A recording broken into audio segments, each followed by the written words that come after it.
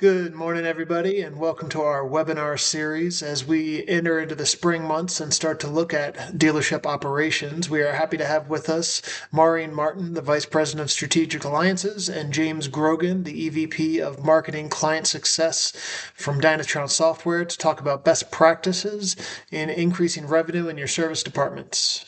Matthew, thank you so much for the introduction. We really appreciate it. And also thank you to Margot Feiner. We really enjoy working with the Colorado Auto Dealer Association, and we appreciate the opportunity. These are uncertain times. We're hearing it from our over 4,000 dealerships, and we want to help turn uncertainty into profits. And so one of the things that we were asked is to really kind of bring forward a best practice that we know really will make an impact that you can take away from today. So we're going to go ahead and get started. My name is Maureen Martin, and I am the Vice President of Strategic Alliances for Dynatron, and I have the privilege of working with the Colorado Auto Dealer Association. And also with me is James Grogan. James is as Matthew said, our EVP of Sales, Marketing, and Client Success. And we have a privilege of working together on a lot of these educational webinars. So we thank you for being with us today. So let's just jump right into it. Our goal today is really to learn why service advisors need to become salespeople, not order takers. We know they are the front line to our customers. They represent the brand of your dealership. And really, they have so much on their plate. So how do we really help them to become better at sales and discover how you can actually measure selling in your service drive? A little bit about Dynatron for those of you who have not met at an event. It's our mission really is all about ROI. It's for the dealership clients, it's for our employees and our shareholders. We really exist for one reason only, and that is to assist dealers to increase revenue in fixed operations. And we know now more than ever, our dealers need to lean into fixed operations for overall net profitability of the dealerships and navigate these times. And what uniquely provides us that opportunity is that we've been working in this space for over 27 years. As I said, we have over 4,000 dealerships. But something interesting you may not know about Dynatron is that we annually look at over 100 million repair orders. And remember, that's transactional data that comes in from the dealerships across the US and Canada. And we do over 35,000 virtual coaching sessions annually. And so because of that, we have this experienced team that works collaboratively with the dealerships to really execute best practices and take that data and make it actionable. Because at the end of the day, that is the most important thing. So when we do these type of webinars, we love to talk about a best practice, like what is something you can take from today and immediately begin to implement in the dealership. And we know that it's going to have an impact on not only revenue, but also in customer retention. So I'm going to turn it over to James. And today what we've selected is really talking about one item repair orders. James, over to you. Yeah, thanks, Maureen. Once again, can't echo enough how appreciative we are of the partnership and how excited we are to be working with everyone. So when we thought about what's something that we could talk about that could really help a dealer today and move the needle, it really came down to transitioning service advisors from order takers to salespeople, as Maureen said. And really the top thing is how do we get rid of and or minimize one item repair orders? So the first thing is we really have to identify what is one item repair order. Well, this is when the client comes in and receives the one item they came in for without purchasing any additional items. So for example, this could be repairing a single issue on their car with no additional preventive items, and or could just be an oil change and a tire rotation, and they didn't do any of the necessary or recommended maintenance items while they were into as well. So a little different than one line repair order, it's really about one item repair order. So when we look across the country, as Maureen mentioned, we're in about 4,100 dealerships, and we look about the data sources we have, what we've seen so far is for a Highline dealership, it's about 42.3% of the customers that come in your drive fall into that one item repair order bucket. Domestics are at 49.7, so almost one for one, almost 50% of your clients come in, get the one item they're there for, and they leave. And then imports, about 44.6. So definitely an opportunity across the board, regardless of what bucket that your dealership falls into. You know, one of the things, James, that I really love about this particular topic you've selected is that it's not really about bringing more customers into the dealership. It's about really doing a fantastic job with those customers that are already coming into you and being able to gather more revenue and retention. Excellent. Thank you. Yes. So really, there's three different practices that we can implement to impact one item repair orders. So the first thing is reviewing prior history of declined items with every client, right? So every time a client comes across your drive, are we talking about them about the recommended items from their last visit and offering to complete those today? Understanding the maintenance schedule due on the vehicle, especially under severe driving conditions. I think when you read the severe driving conditions and really what that entails, almost every state falls under severe driving condition, right? So, do our team really understand the maintenance schedule of the vehicle, especially from a severe driving condition standpoint? And are we making those recommendations? And then lastly, ensuring all recommended items from a technician are discussed with the client. We're not picking and choosing. We are presenting what the technician found, and we are making recommendations based on that and allowing the client then to decide what's best for them and their vehicle. So here's what we like to ask our operators, our GMs, service managers, right? If you were standing on the service drive, let's say for an hour, how many times would you check all three of these boxes with a client? We're reviewing the prior history, right? We're understanding the maintenance schedule, ensuring the recommended items. So let's talk about that for just a little second.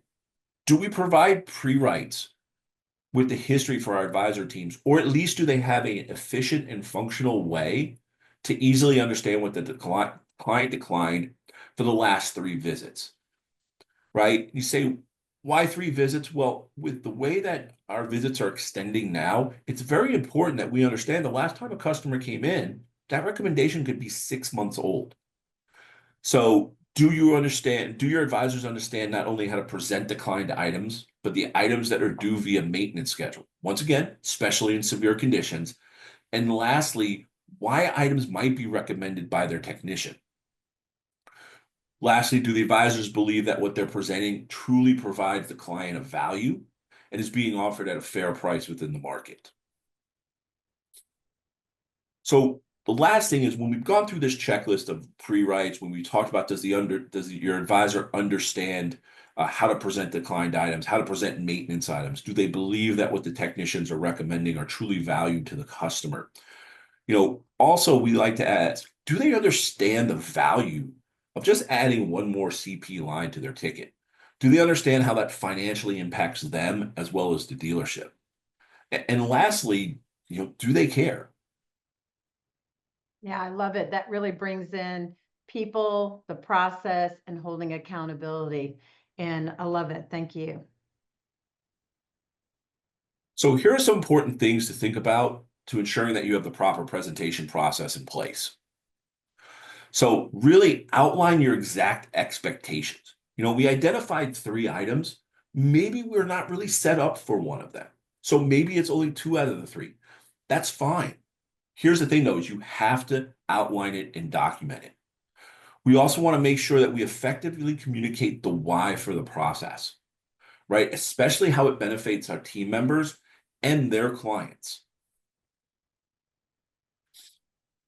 And then lastly, we want to outline and set metrics that can be tiered up as your team continues to buy in. Keep in mind, we are not going to change behavior overnight, but we can improve it.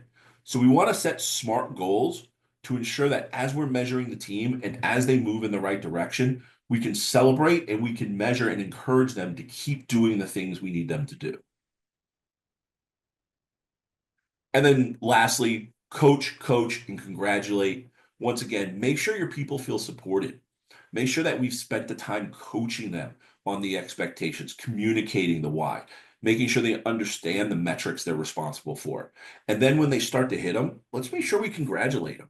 They're changing they're changing their mindset, they're changing their behavior. So even when we get a minimal uptick, let's make sure we're congratulating them and encouraging them to continue, right? Because remember, we are changing a habit.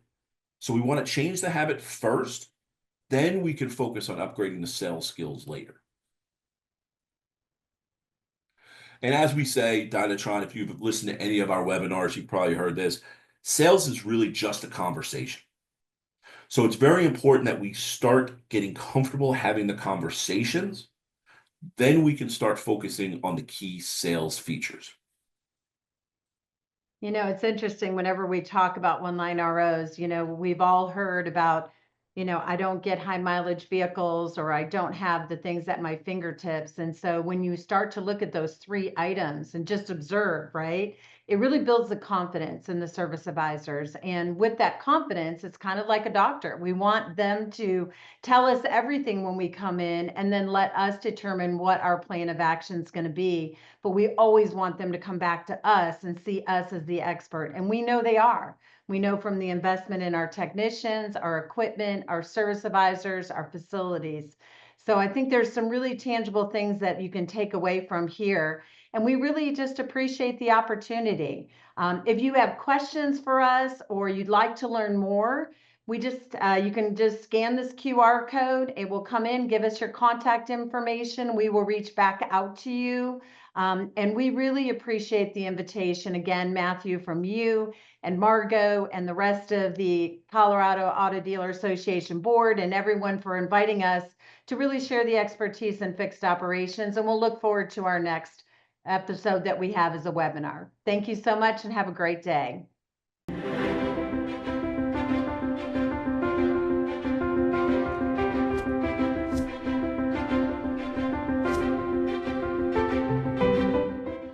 I'm Gino Trujillo. I am the owner, general manager, True West Auto. Been in the business 28 years. Been at the GM dealer level for the last 10 plus years. Dynatron has 100% been a partnership that has changed our store, has changed our fixed ops, has made our people better, and the numbers don't lie. So it's a definite partnership. The onboarding process with Dynatron is better than any software or CRM, DMS that I've ever been with. So that has been the big part of the change. A lot of companies will give you their software and maybe have a week or a day or some type of onboarding process. And then it's yours. Yeah, great tool, great things to use, but here you go. Now it's on you. Dynatron has walked with us all the way through, and my people are better because of it. Dynatron has made our communication between not just departments, but myself and our service managers a lot better.